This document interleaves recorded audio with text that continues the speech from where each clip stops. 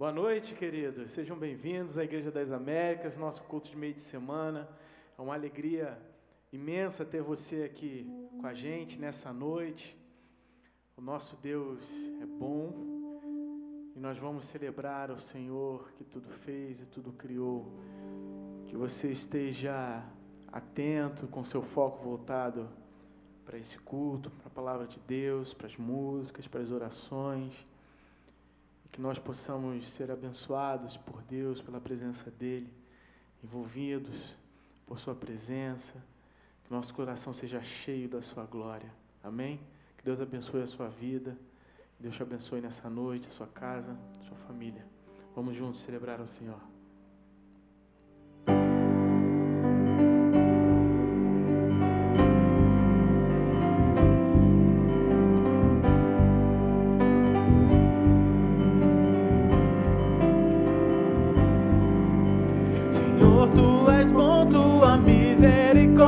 Para sempre, Senhor, Tu és bom, Tua misericórdia é para sempre. Todos os povos te exaltarão, de geração em geração te adorarei. Aleluia, aleluia, te adorarei. Tudo que és, te adorarei. Aleluia, aleluia, te adorarei. Por tudo que és, Deus é bom. Celebrar a bondade do Senhor, Ele é bom em todo tempo.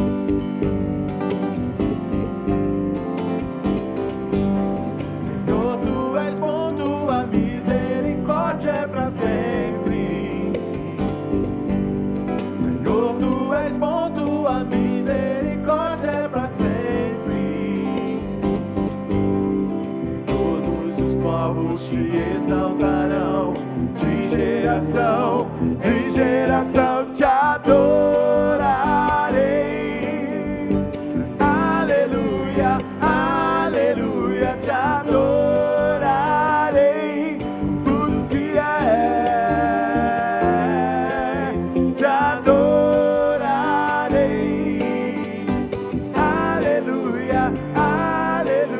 Te adorarei por tudo que és. Deus é bom, Deus é bom, Deus é bom, Deus é bom, Deus é bom o tempo todo, o tempo todo, o Deus é bom. Deus é bom o tempo todo, o tempo todo, o Deus é bom.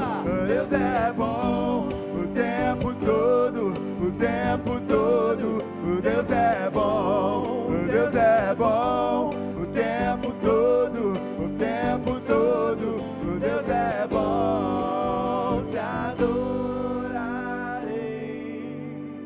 Aleluia, aleluia, te adorarei por tudo que és. Te adorarei, te adorarei.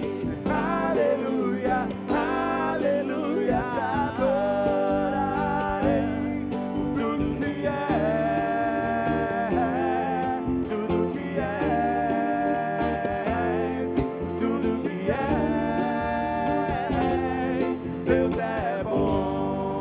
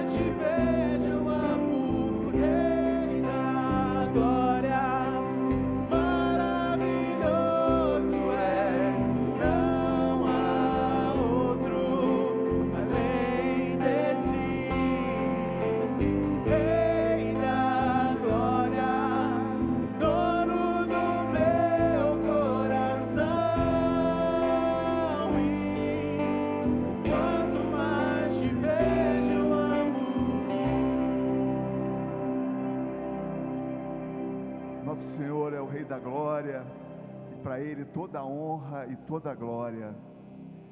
Deus seja louvado. Meus irmãos, nesse momento eu quero convidar você a fazer essa leitura comigo, Salmo 46, os versos 10 a 11. Nos fala assim o Senhor: aquietai-vos e sabei que eu sou Deus, sou exaltado entre as nações, sou exaltado na terra. O Senhor dos exércitos está conosco, o Deus de Jacó é o nosso refúgio. Amém. Nós vamos nesse momento confessar os nossos pecados ao Senhor, nesse início de culto, para podermos adorá-lo em toda a plenitude, deixando no altar do Senhor as nossas culpas, os nossos pecados, recebendo de Deus o perdão, através de Cristo Jesus. Temos esse acesso especial ao Pai.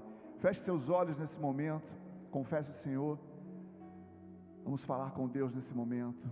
Senhor, nosso Deus e nosso Pai, as nossas mãos, Senhor Deus, se elevam aos céus nesse momento, clamando a Ti, Senhor, o perdão pelas nossas faltas, ó Pai, nossos pecados diante de Ti. Esquecemos-nos, ó Deus, da Tua palavra e caminhamos, ó Deus, de forma que Te desagrada, Senhor Deus. Nós temos pecado, Pai, por omissão, por palavras, por pensamentos, nossos atos, ó Senhor Deus. Pedimos perdão a Ti, Senhor. Ó Deus amado, a Tua misericórdia se renova a cada manhã sobre nós, e ela, Senhor Deus, é a razão de não sermos consumidos, ó Pai. Nos sentimos, ó Pai, felizes, ó Senhor, porque podemos nos chegar aos pés da cruz e confessar e nos arrepender. E como nosso Senhor Jesus Cristo falou certa vez para aquela mulher, ó Pai, que estava sendo colocada diante do povo para ser apedrejada por seus pecados, ó Deus, Ele não a condenou e também não nos condena, mas ao contrário, Ele nos recomenda que sigamos, ó Pai, e que a gente não peque mais.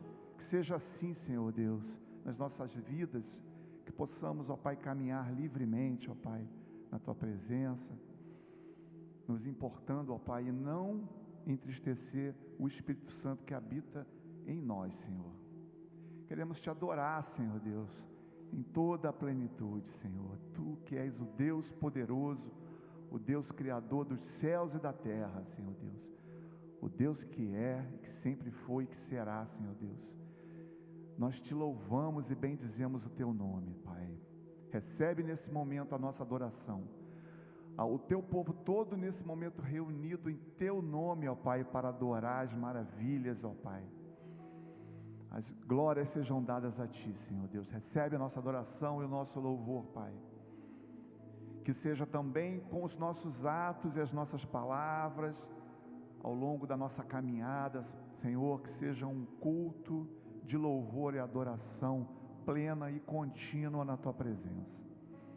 Recebe, Deus, o nosso louvor e a nossa adoração, é o que nós pedimos a Ti, Deus, e agradecemos, ó Pai, em nome de Jesus, amém.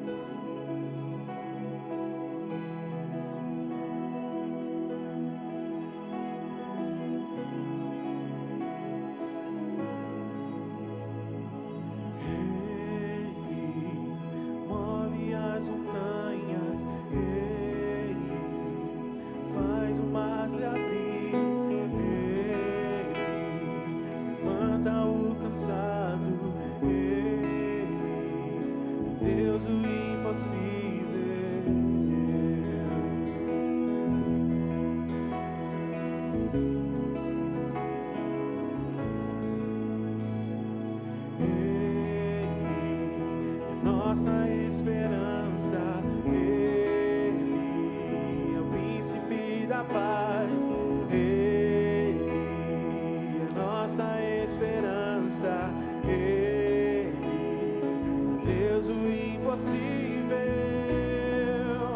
Como pode tanto poder por suas mãos? Ele tudo criou da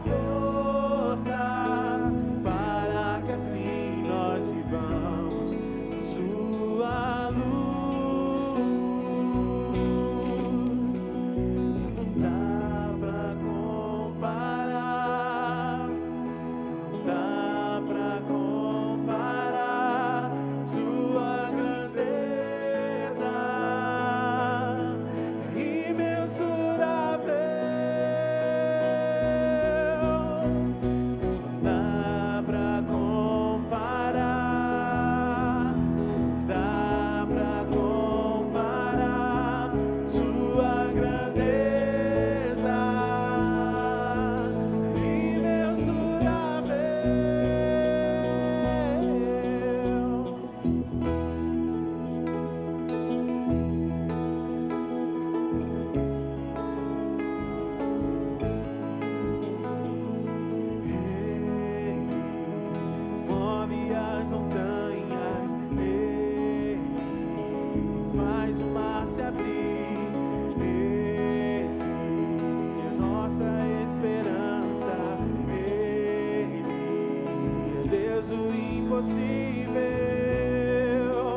Como pode tanto poder por suas mãos? Ele tudo criou da força para que assim nós vivamos a sua luz. Não dá pra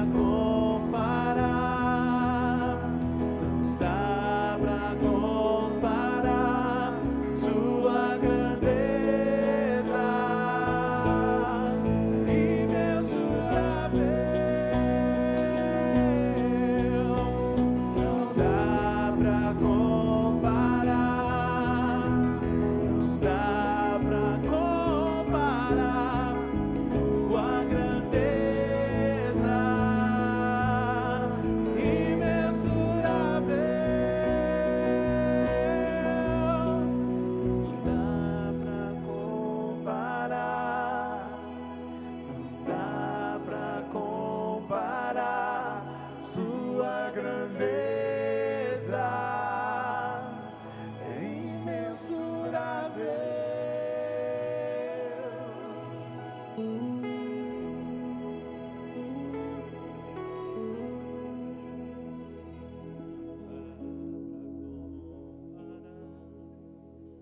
Sua grandeza é imensurável.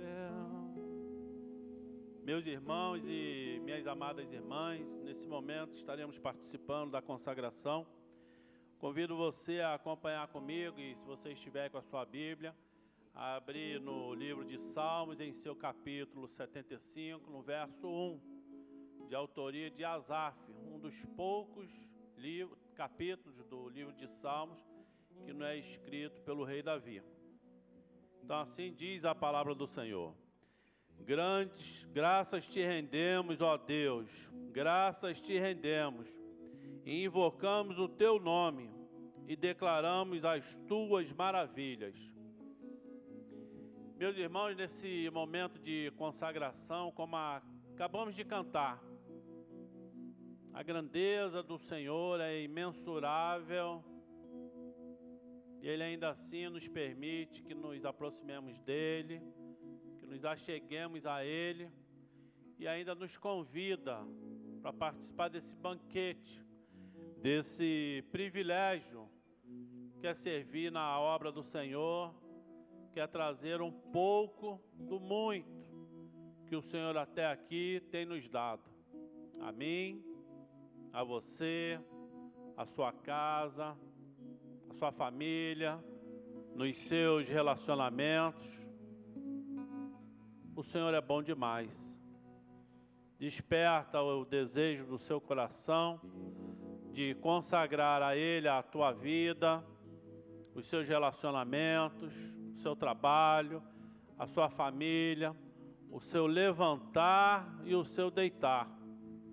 Tudo seja feito sempre para honrar o Senhor, para consagrar a Ele. Esse momento que estaremos participando dos dízimos e ofertas, a nossa conta já foi projetada aí no monitor e você tem a oportunidade de fazer a sua transferência de forma segura, na sua casa, no seu computador, no seu smartphone, no seu tablet, para que, segundo a vontade do Senhor, de forma graciosa, você esteja consagrando dízimos e ofertas, que aqui chegam como aroma suave para ajudar no sustento deste lugar, da obra do Senhor, desse culto que pode chegar a lugares inimagináveis em todo lugar do mundo, que é a maravilha, esse milagre da comunicação, a fazer com que esses dízimos e ofertas que aqui cheguem sejam multiplicados, para que vidas sejam alcançadas, seja no nosso bairro, na nossa cidade ou em qualquer lugar do Brasil e do mundo, trazendo transformação, mudança de vida, arrependimento, renovo de vida para a honra e glória do Senhor. Há muitos sedentos para conhecer a palavra do Senhor, para que as Escrituras Sagradas cheguem de forma suave, mas de forma transformadora. Seja qualquer nível social em que você se encontra, seja para os jovens ou da melhor idade, todos têm a oportunidade de conhecer e viver uma nova realidade neste Brasil, neste mundo afora. Estaremos em oração e logo após estaremos louvando. Aproveite para você dizimar e ofertar na casa do Senhor. Vamos orar. Nosso Deus e amado Pai, o nosso coração se alegra pelo privilégio, Senhor, que o Senhor tem nos concedido, ainda que nada mereçamos, ainda que nada, Pai, seja capaz de agradar e de devolver o muito que o Senhor tem nos dado, mas ainda assim o Senhor recebe de forma graciosa, de forma, Pai, que nos permite renovarmos em esperança, em alegria de poder participar desse banquete, de servir na Tua casa, para os daqui e os de fora daqui também, para que todos, ó Pai, possam beber e viver a vida ensinada pelo Senhor Jesus Cristo. Vida, Pai, plena, de forma, Pai, que nada é capaz de substituir. Esse experimentar, esse alimentar e esse beber da palavra do Senhor. Assim, Paizinho, recebe esses dízimos e ofertas, que o Senhor os abençoe, para que possam, ó Pai, chegarem aqui e serem levados de forma correta, decente, dando sabedoria àqueles que têm administrado, para que não falte o sustento, ó Pai, seja na nossa casa, seja aqui na manutenção desse espaço, seja para fora daqui, nas instituições que somos parceiras, nas igrejas que somos parceiros e temos ajudado também, nos projetos, ó Pai, missionários, seja aqui no Brasil ou fora do Brasil, aos irmãos e irmãs que aqui chegam também e momentaneamente precisam de uma ajuda financeira. Também pedimos, Pai, que a Tua boa mão esteja cuidando e despertando para aqueles que estão em melhores condições, para que deem porções dobradas para a Tua casa. E aqueles que se encontram em dificuldades, que Tu possa abrir portas sem medidas, organizar as finanças dele, para que eles tenham o privilégio, junto conosco, de participar, Pai, da Tua obra em todo o tempo. Assim te oramos, Paizinho, em nome e por amor do Senhor Jesus Cristo. Amém.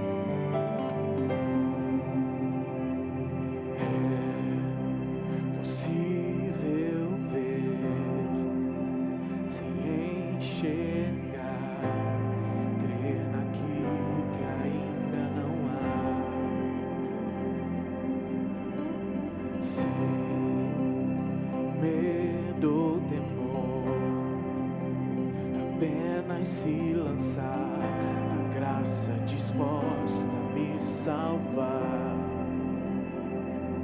Somente em Cristo encontro o caminho que me leva à verdade. Tu és a vida.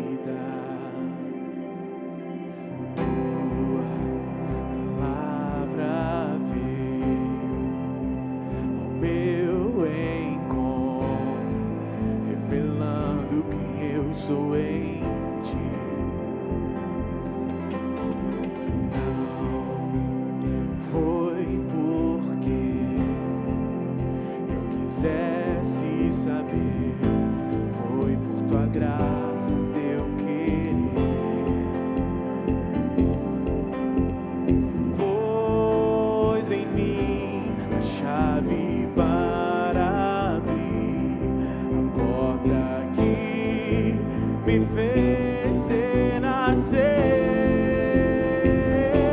Somente em Cristo encontro o caminho que me leva à verdade. Tu és a vida.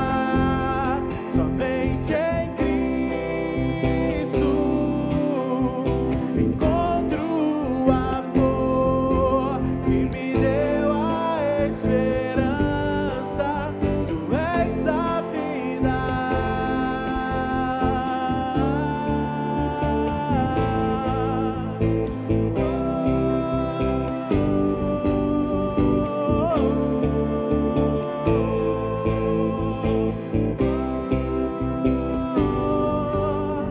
Seu esplendor é como luz, glória somente a Deus, que tem todo o poder em suas mãos. Glória somente a Deus. Seu esplendor é como luz, glória somente a Deus, que tem todo o poder em suas mãos. Glória somente a Deus. Glória, glória, glória, glória, somente em Cristo encontro o caminho que me leva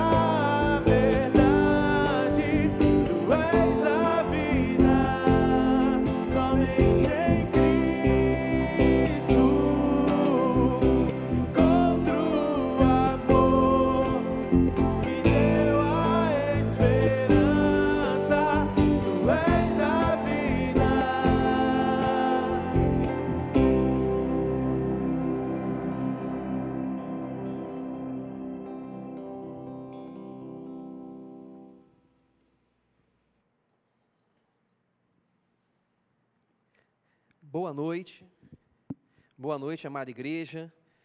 Alegria estar aqui compartilhando a palavra de Deus com vocês. Peço que vocês chamem a família, abram a Bíblia, abram o coração. Vamos para o capítulo 1 do livro de Romanos, a epístola de Paulo aos Romanos. Esse texto arrebatador da palavra de Deus, que um dia estremeceu a mente, a estrutura e a crença de um monge agostiniano alemão que vivia a crença de que a salvação era pelas obras e de que através da sua performance e do seu mérito ele haveria de auferir o benefício de Deus. Mas um dia ele leu esse texto e esse texto mudou a vida dele, e a mensagem desse texto é a mensagem que desencadeia uma transformação na vida de todos nós. E é sobre isso que nós iremos falar nessa noite. Romanos capítulo 1, versículo 16. Todos abriram? Espero que sim. Vamos lá, irmãos.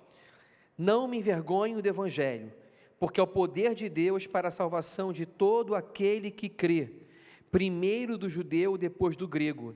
Porque no Evangelho é revelada a justiça de Deus, uma justiça que do princípio ao fim é pela fé, como está escrito, o justo viverá pela fé. Vamos orar?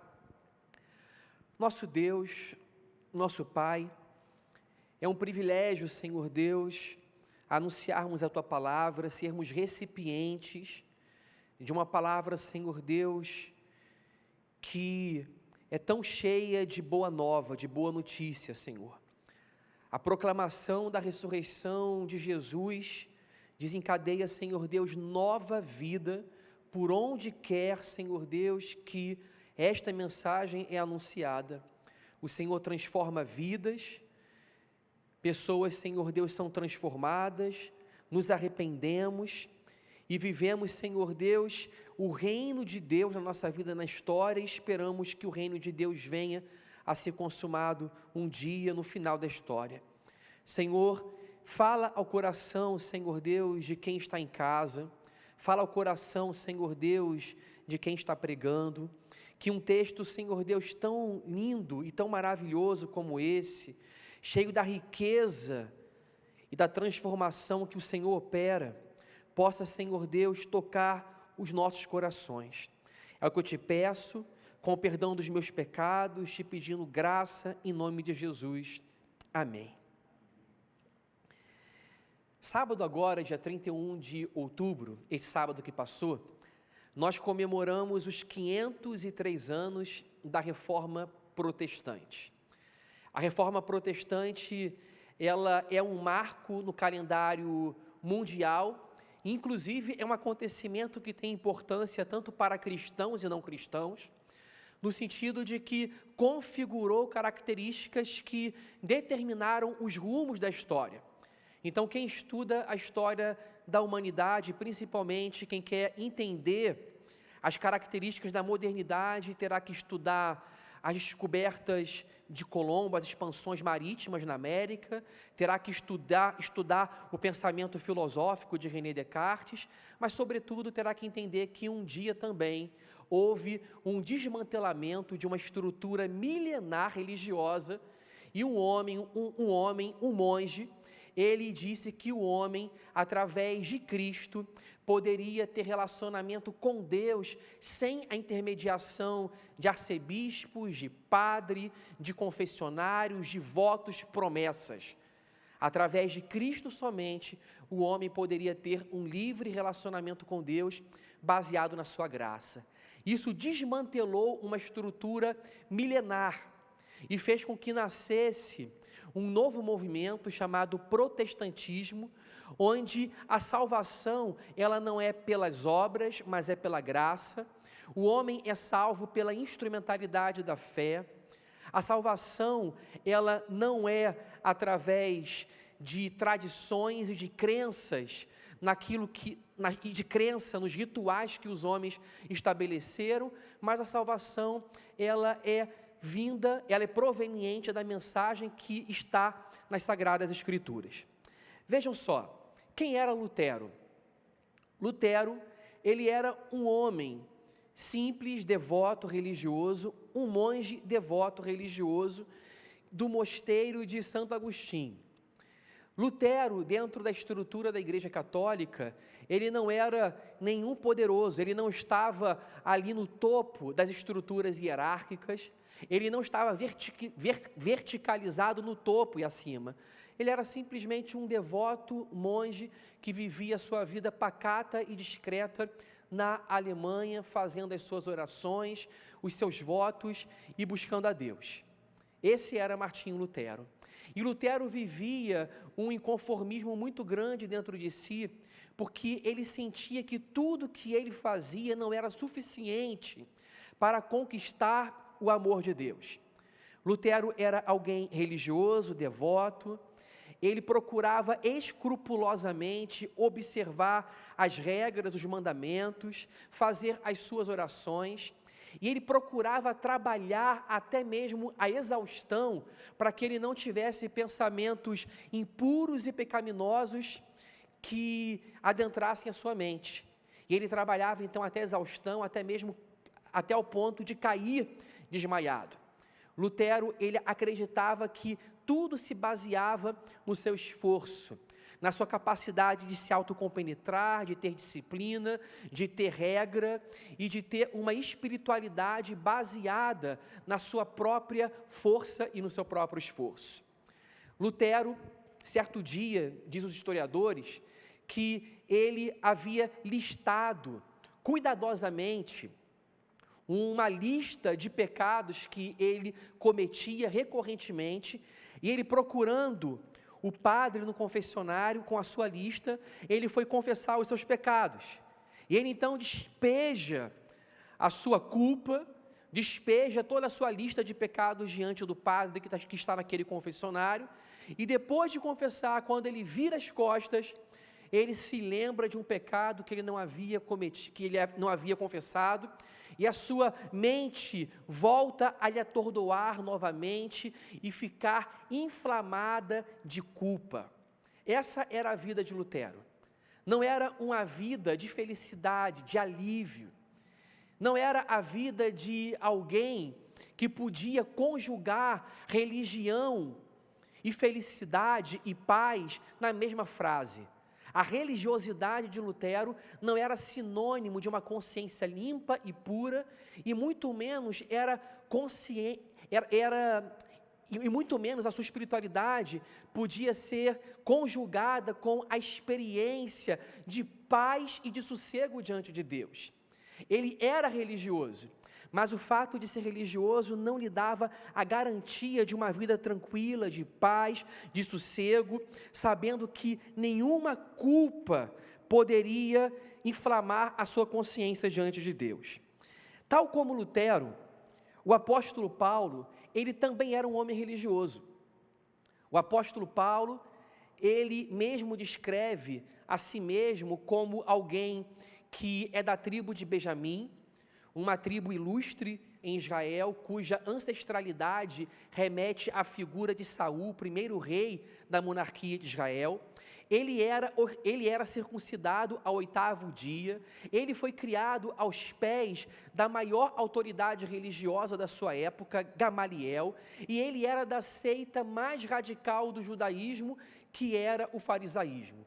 Tanto quanto a espiritualidade de Paulo se materializava num segmento religioso chamado de fariseus, a espiritualidade de Lutero também se materializava num segmento religioso, uma ordem de monges. Os dois viviam uma devoção religiosa absolutamente radical. No entanto, como o próprio apóstolo Paulo fala a respeito de si mesmo, quanto ao zelo da sua religião, ele era perseguidor da igreja, isto é, toda a sua devoção religiosa não era suficiente para lhe trazer paz e sossego. Ele confeccionava um Deus à sua imagem e semelhança, mas ele não conhecia o Deus verdadeiro. Lutero também, ele cria em um Deus carrasco. Ele cria num Deus que dava uma justa retribuição a cada pessoa de acordo com o seu merecimento. E Lutero não via na sua religiosidade um Deus cuja face é uma face de pai, uma face de amor, de generosidade e de perdão. Ambos esses homens eram religiosos. No entanto, a religião de Lutero e de Paulo não era suficiente para a reconstrução do relacionamento que eles haviam perdido com Deus. A religião deles não lhes restituía o vínculo com Deus e não lhes colocava novamente no paraíso, numa posição de justiça diante de Deus.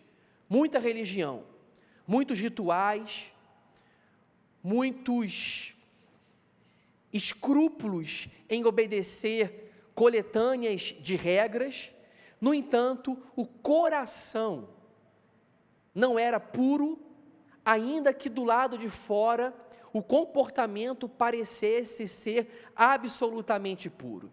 O que Paulo e Lutero perceberam é que no fundo do coração eles não tinham uma justiça suficiente para se apresentarem diante de Deus, satisfazendo a justiça de Deus e satisfazendo a reivindicação da santidade de Deus. Eram religiosos, mas estavam distantes. Um dia, Lutero, vivendo todas as suas crises dramáticas e radicais, ele estava lendo a Bíblia no seu mosteiro. Enquanto ele lia a Bíblia, ele leu esse texto que diz o seguinte no versículo 17: porque no Evangelho é revelada a justiça de Deus, uma justiça que do princípio ao fim é pela fé, como está escrito, o justo viverá pela fé. Lutero lê esse texto no seu ostracismo, na sua vida discreta e pacata, dentro do seu mosteiro. E esse texto lhe salta à mente, ao coração, como o ressoar de um trovão. Ele mesmo relatando a sua experiência, ele diz que as portas do paraíso foram abertas. Que quando ele leu e entendeu o sentido desse texto, Deus abriu as comportas do paraíso e Deus trovejou dos céus, subvertendo o seu pensamento, desfazendo as suas crendices e mostrando uma outra face a respeito do Deus verdadeiro. O justo viverá pela fé. A justiça de Deus se revela no Evangelho. Por que esse texto ele foi tão impactante para Lutero? Pense comigo. Esse texto diz o seguinte: a justiça de Deus se revela no Evangelho. Onde se revela a justiça de Deus? No Evangelho. Portanto, o Evangelho é um instrumento através do qual essa justiça é veiculada e é apresentada a alguém. Pela boa notícia do Evangelho, Deus está apresentando a sua justiça aos homens. A justiça procede do Evangelho. O lugar do qual a justiça de Deus é apresentada é o Evangelho. E o Evangelho significa boa nova, boa notícia. Como o apóstolo Paulo sabia bem e como Lutero sabia bem. Conhecendo o livro de Isaías, ele sabia que o texto ali falava quão formosos são os pés dos que anunciam boas novas. Quão formosos são os pés daqueles que anunciam o Evangelho, boas novas. Lutero conhecia a palavra Evangelho e amava a palavra Evangelho. Mas Lutero também, ele conhecia a palavra justiça. No entanto, o sentido que ele atribuía à justiça era um sentido de punição, de vingança. Ele pensava na palavra justiça como se um Deus carrancudo e um Deus vingador estivesse à procura implacável dos pecadores para puni-los. Então Lutero, ele considerava a palavra justiça a palavra que ele mais detestava e considerava evangelho a palavra que ele mais amava. Vejam que coisa interessante, a mesma Bíblia, mas através do Espírito Santo nós temos um entendimento iluminado, E sem o Espírito Santo, quando nós estamos obscurecidos, nós não conseguimos enxergar aquilo que a Bíblia diz. Lutero, ele conhecia a Bíblia como um teólogo, como um perito no grego e no hebraico. No entanto, tudo que ele queria, tudo que ele entendia a respeito da palavra justiça, era que justiça falava de um Deus carrasco, de um Deus implacável na busca de punir pecadores. Portanto, dizem os historiadores e teólogos que a palavra justiça era a palavra que Lutero não gostava. No entanto, evangelho era a palavra que Lutero gostava. Significava boas novas e evangelho. Mas o que ocorre nesse texto? Nesse texto, ele vê que a justiça se revela através do Evangelho. Ou seja, a palavra que ele mais odiava procedia do lugar que ele mais amava. A justiça procede do Evangelho.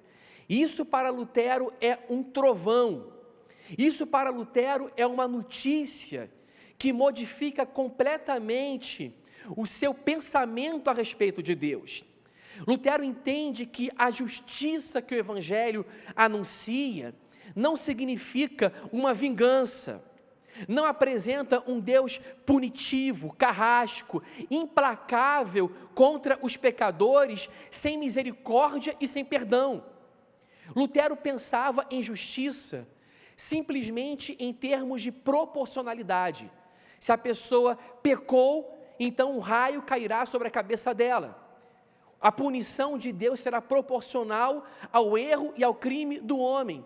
E ele pensava, já que eu sou tão pecador, então a punição de Deus sobre mim será proporcional ao tamanho da gravidade do meu erro. Logo, Lutero ele não via esperança alguma de um relacionamento com Deus, porque sempre a sua esperança se desfazia na sua própria crença de que ele, o homem, não era suficiente para se aproximar de Deus. O que significa justiça? Até hoje, concepções equivocadas de justiça, elas estão presentes na história do mundo e na nossa cultura. Por exemplo, nós falamos o seguinte: fulano de tal vai fazer justiça. E quando nós pensamos em fazer justiça, nós pensamos muitas vezes em fazer justiça com as próprias mãos. E nesse contexto é dado um significado negativo e pejorativo à justiça, como se justiça significasse vingança. Fazer justiça com as próprias mãos, se vingar, revanchismo, não é a respeito dessa justiça que Romanos 1,17 está falando. Essa justiça de Romanos 1,17 não significa revanchismo, não significa vingança, não significa justiça com as próprias mãos, não significa recebermos aquilo que nós merecemos, não significa receber exatamente na proporção dos nossos méritos, porque se nós recebêssemos na proporção dos nossos méritos, nós estaríamos completamente fulminados diante de Deus. Existe também outro sentido de justiça, que é conhecido na história da humanidade como a lei do talião, que novamente evoca essa ideia de proporcionalidade, dente por dente e olho por olho. Qual é a ideia do talião ao dizer dente por dente, olho por olho?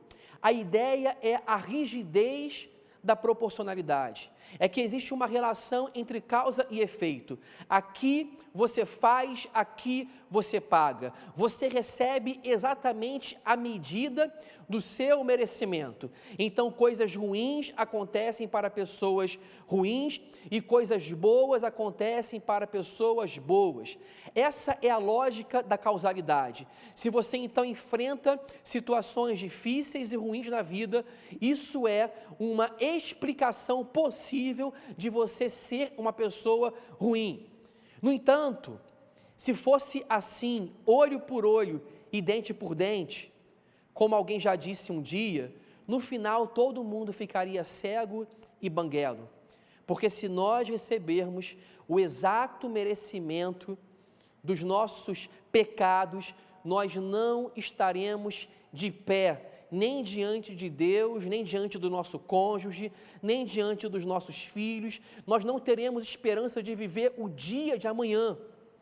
O fato é que a vida sobre a qual Deus relata nas Escrituras, a vida sobre a qual as Escrituras Sagradas relatam, é uma vida que é patrocinada pela graça e pela misericórdia de Deus.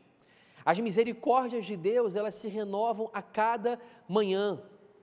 Eu não estou vivo, nós não estamos vivos por causa do bem que nós fazemos. Nós estamos vivos por causa do bem que Deus ele faz a nós. As suas misericórdias se renovam a cada manhã. Todos os dias, Deus ele nos dá o oposto do que nós merecemos receber. E o oposto do que nós merecemos receber significa graça. Misericórdia é o tratamento de Deus para com seres miseráveis. Misericórdia é a ternura de Deus para com seres que têm uma inclinação para o erro, para o mal, que têm pensamentos impuros, comportamentos viciados, pensamentos cristalizados, baixos.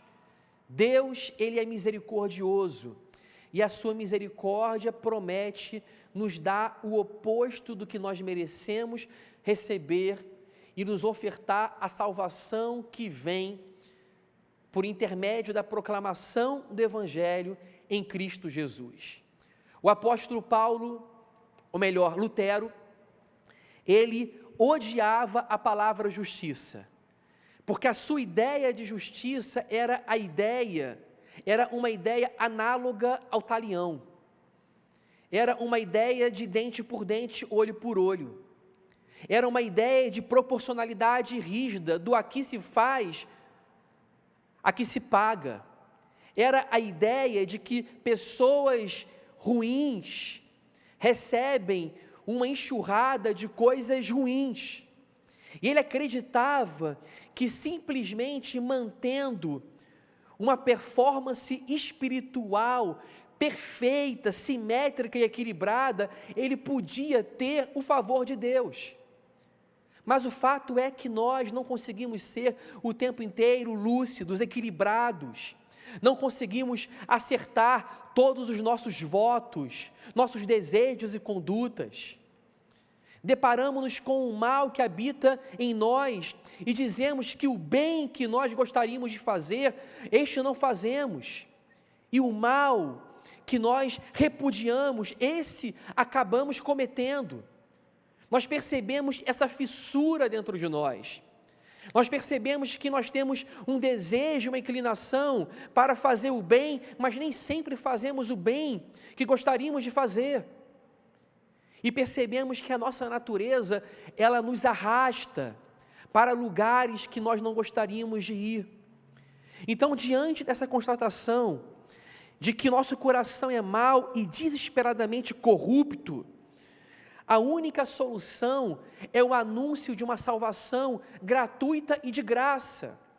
Porque se a salvação, ela não for gratuita e de graça, não haverá esperança para nenhum de nós. Ou a salvação é gratuita e nos redime e nos salva, ou a salvação é por mérito e nos torna pessoas neuróticas, desesperadas e desesperançosas. Essa era a vida de Paulo e a vida de Lutero. Imaginem um monge se autodigladiando, se machucando a si mesmo, para não pensar pensamentos maus, que se ocupava trabalhando o tempo inteiro para que a sua mente não fosse oficina do diabo, e trabalhava então até exaustão, ao ponto de cair desmaiado. Imaginem alguém que faz uma lista de pecados, os confessa, e quando dá as costas para o confessionário, é lembrado pela sua própria consciência e por Satanás de uma enxurrada de transgressões e pecados que ele não havia cometido. Quem pode ser feliz sob acusação e culpa? Asfixiado por uma exigência de comportamento perfeito e de perfeccionismo o tempo inteiro. Essa vida era uma vida de angústia, e havia um fardo atado sobre as costas do apóstolo Paulo, como também havia um fardo atado sobre as costas de Lutero.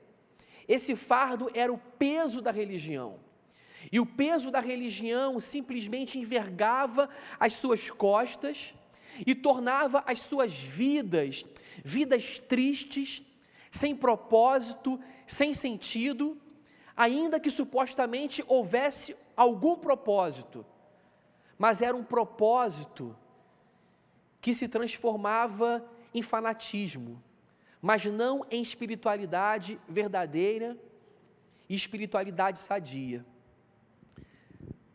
Paulo, ele descobre esse texto a partir da leitura que ele faz de Abacuque capítulo 2. E Lutero descobre esse texto a partir da releitura que o apóstolo Paulo fez de Abacuque.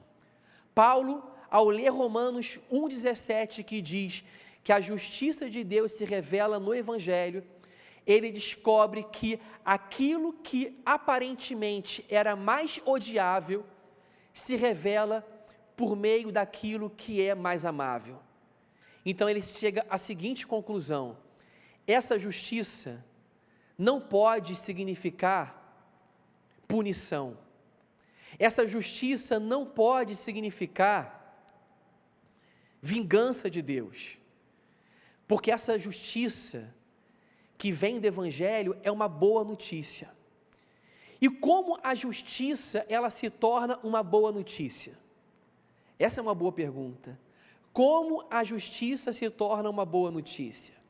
O que o nosso mundo conhece é uma justiça que é má notícia.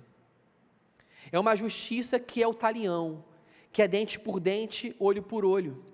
É uma justiça que mutila, que deixa as pessoas banguelas. É uma justiça que faz as pessoas pegarem armas, fazerem guerras, se vingarem. É a justiça do revanchismo. Mas a justiça que se revela no Evangelho, ela é uma boa notícia, porque essa justiça não é a minha própria justiça. Essa justiça é a justiça de Jesus. O que Lutero descobre é que Jesus é aquele que viveu uma vida de obediência perfeita. Durante os seus 33 anos de vida, Jesus, ele nunca pecou. Nenhum pensamento mau foi abraçado pela mente de Jesus. Ele nunca pensou em nada que fosse mal, ainda que o diabo sugestionasse pensamentos maus, os pensamentos maus sugestionados vinham de fora para dentro, mas eles não eram consequência da própria natureza de Jesus. A natureza de Jesus não conhecia nenhum pensamento mal, não procedia do pensamento de Jesus nada que fosse mal. Jesus, ele nunca se comportou de uma forma que fosse condenável. Ele nunca deixou de ser misericordioso, ele nunca deixou de amar, ele nunca destratou ninguém, ele nunca experimentou inveja, ciúme, maldade, impureza no coração, ele nunca praticou a idolatria, ele nunca confeccionou ídolos diante de si.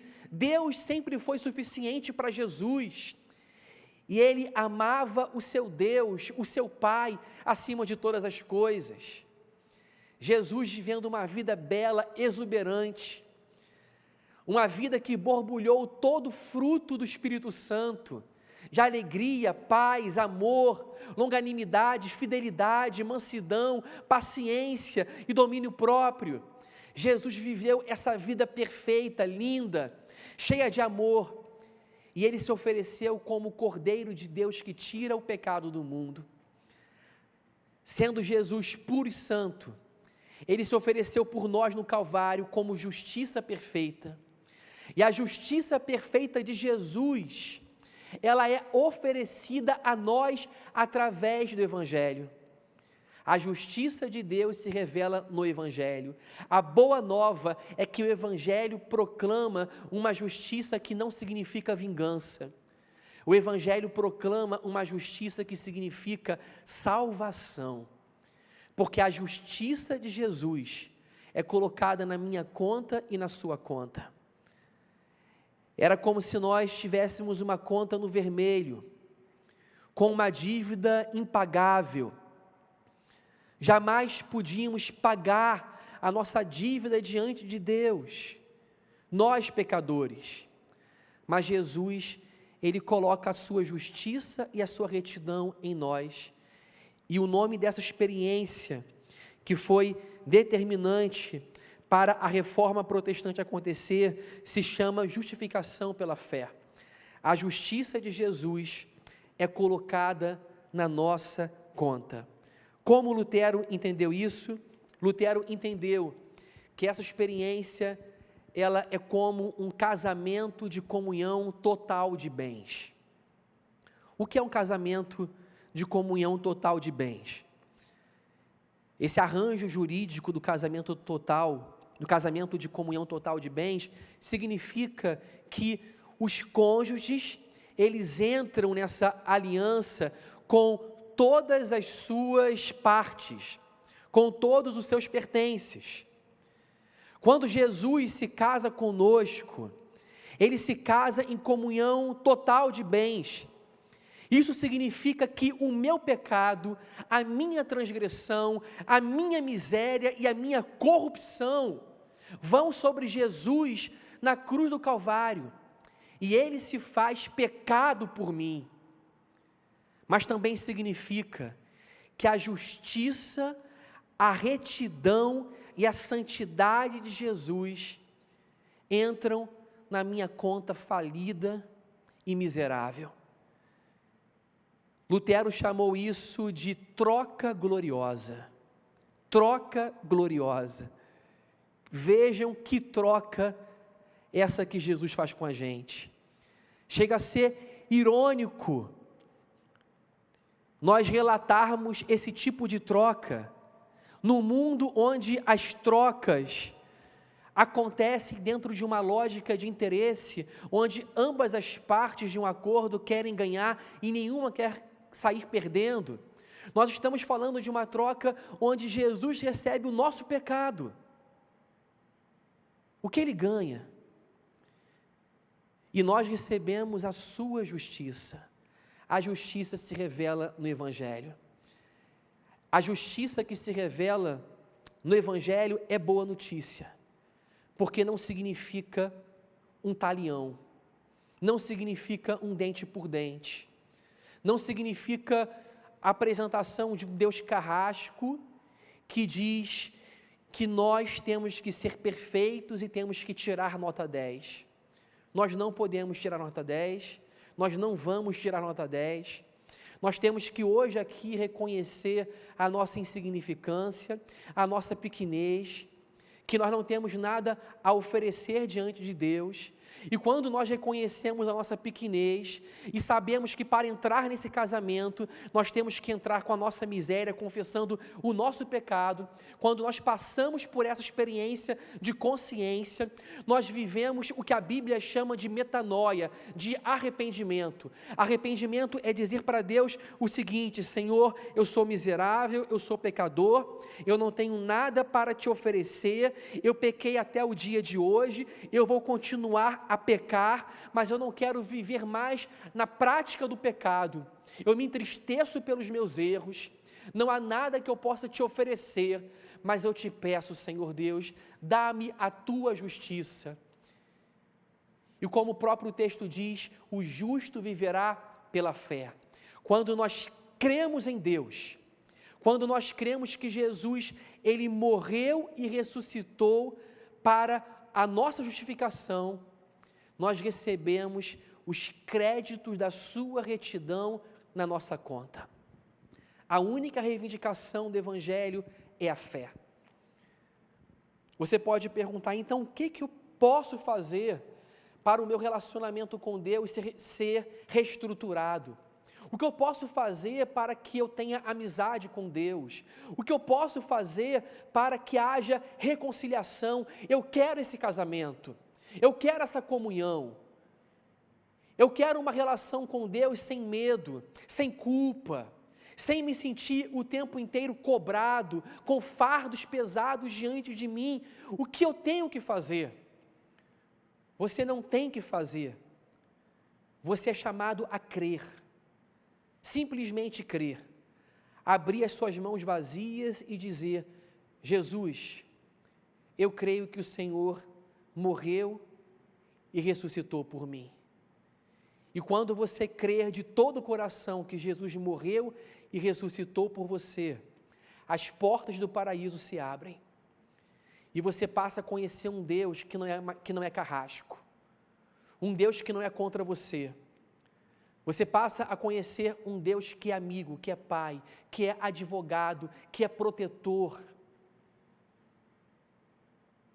Um Deus que, sendo por nós, nós podemos dizer: quem será contra nós? Essa foi a experiência de um monge agostiniano chamado Martinho Lutero. Essa foi também a experiência do apóstolo Paulo. E não há como se tornar cristão sem passar por essa experiência de ouvir a Bíblia e o Evangelho trovejarem para nós, dizendo: o meu justo viverá pela fé.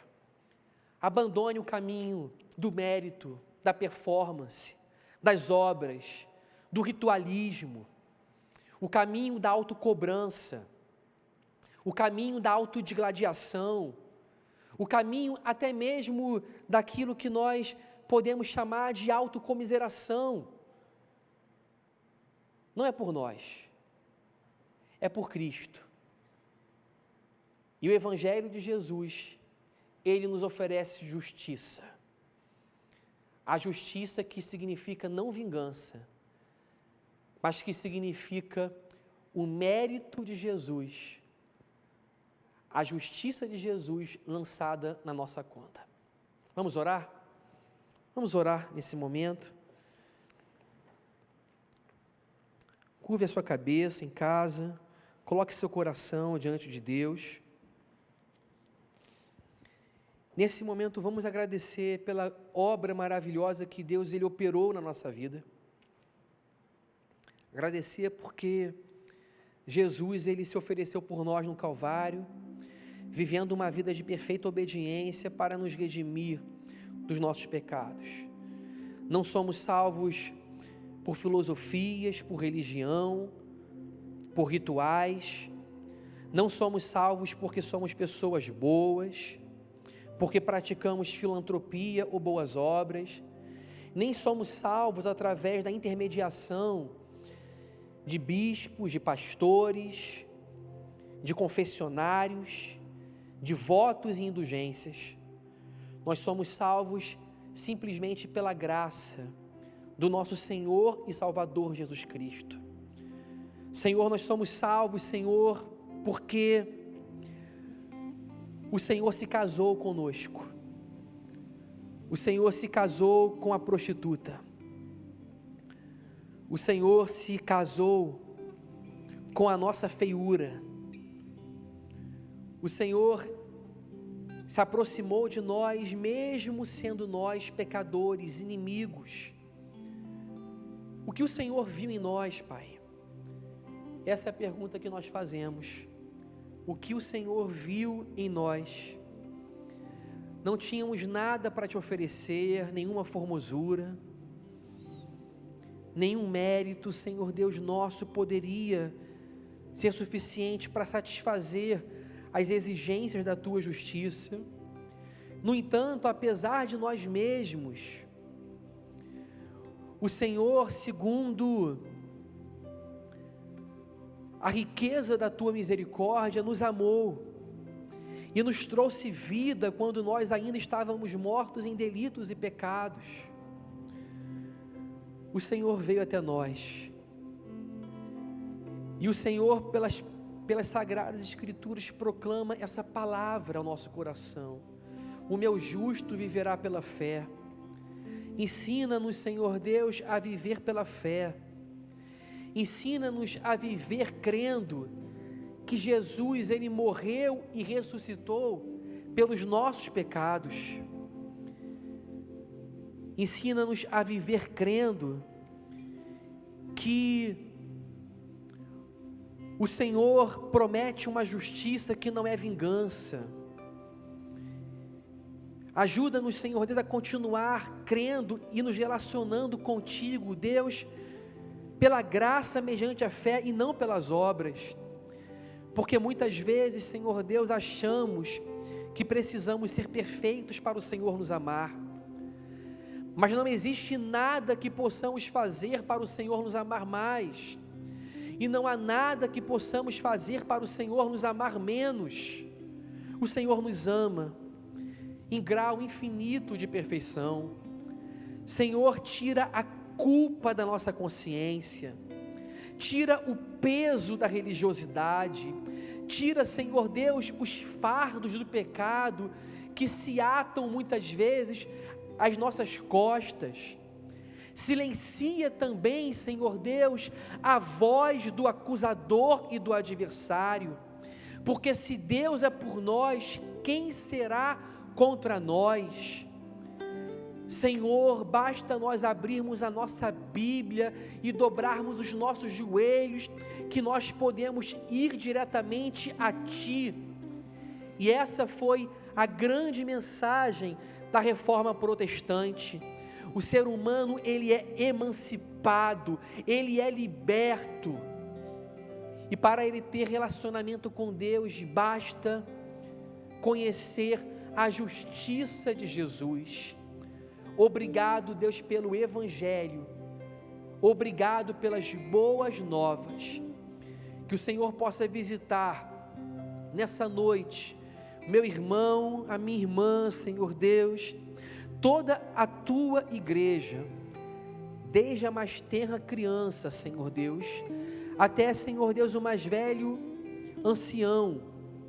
Que o Senhor possa abençoar a tua igreja com a presença do Espírito Santo, trazendo uma revitalização espiritual, trazendo, Senhor Deus, renovação de forças para quem está abatido e cansado, Senhor. Visita o cansado, o ansioso, o deprimido, Senhor, aquele que está acometido de maus pensamentos, aquele, Senhor Deus, que vive uma batalha espiritual na sua arena pessoal de vida, e se vê, Senhor Deus, acuado diante de acusações malignas. Silencia a voz do adversário. Aqueles que estão, Senhor Deus, em processo de conversão, que o Senhor se revele e diga-lhes: o meu justo viverá pela fé. Senhor, ajuda-nos a vencer os vícios, os pecados, Senhor Deus. Senhor amado, visita quem está acamado em um hospital, quem enfrenta, Senhor Deus, uma doença crônica, ou quem enfrenta, Senhor Deus, um processo de quimioterapia. Senhor amado, visite todos os enfermos da tua igreja. É o que nós te pedimos em nome de Jesus. Que o Senhor possa suprir, Senhor Deus, a nossa vida financeira, trazendo oportunidades, trazendo sabedoria para administrarmos os nossos recursos, abrindo portas de emprego. Abençoa aqueles que estão estudando para concursos, que estão em processos seletivos de trabalho, que estão distribuindo currículos, Senhor Deus, que estão enfrentando, Senhor Deus, sérios desafios e que precisam tomar decisão. que o Senhor abençoe cada pessoa e oriente o meu irmão e a minha irmã que precisa tomar uma decisão muito importante na vida. Senhor, que a tua igreja, que é a comunidade daqueles que andam com Jesus, seja verdadeiramente uma igreja acompanhada. O Senhor está conosco até o final dos séculos, até o último dia, e eu te peço, Senhor Deus, dá para cada pessoa da tua igreja a convicção de que nós somos um povo acompanhado pelo Senhor onipotente, amoroso, nosso Deus. Essa é a minha oração, que eu faço em nome de Jesus, amém.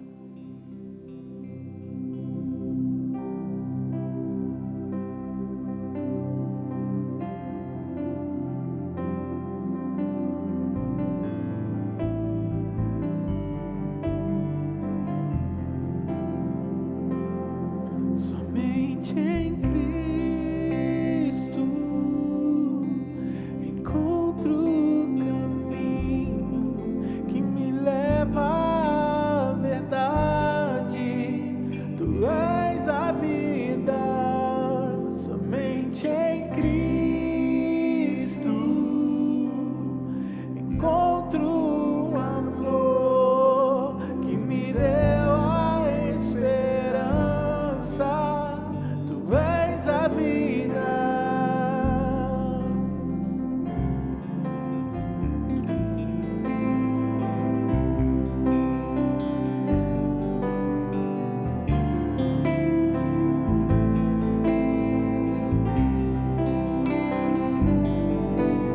Seu esplendor é como luz, glória somente a Deus, que tem todo o poder em suas mãos. Glória somente a Deus. Seu esplendor é como luz, glória somente a Deus, que tem todo o poder em suas mãos. Glória somente a Deus. Glória, glória, glória, glória. Somente em Cristo encontro o caminho que me leva à verdade. Tu és a vida. Somente em Cristo encontro o amor que me deu a esperança. Tu és a vida.